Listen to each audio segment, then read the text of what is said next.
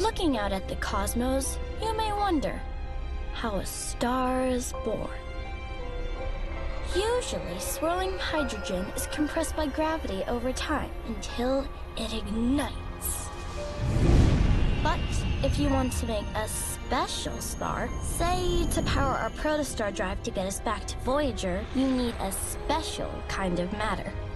The perfect matter, bosonite, with all the exotic properties we need.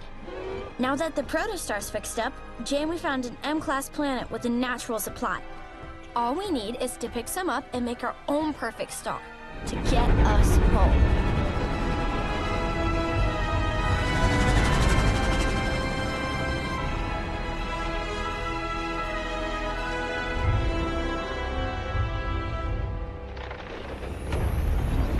Oh, great. Look at this mess. Can't we go to a nice planet for a change? Something is wrong here. Nature is out of balance. I'm detecting only a trace amount of bosonite in the soil.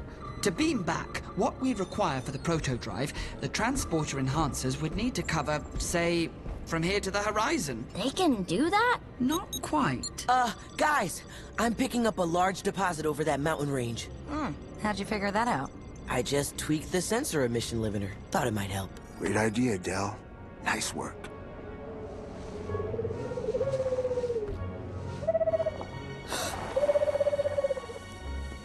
Well, hello, friend.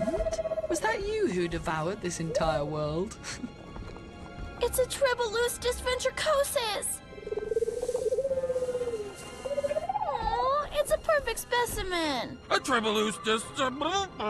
A tribble. Rock studied him for her Starfleet emission thesis. Hey! Whoa, there's two now. They multiply rapidly and have a voracious appetite. An invasive species capable of consuming planets to the brink of starvation. A tribble outbreak once brought the Klingon Empire to its knees. Look at all my cute babies! You're not voracious, are you?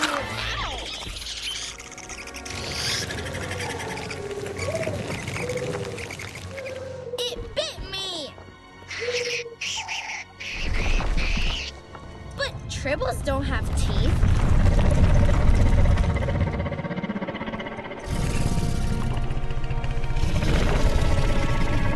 I think these do.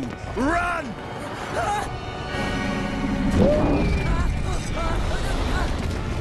Tribbles aren't supposed to get this big! And my legs aren't meant to move this fast.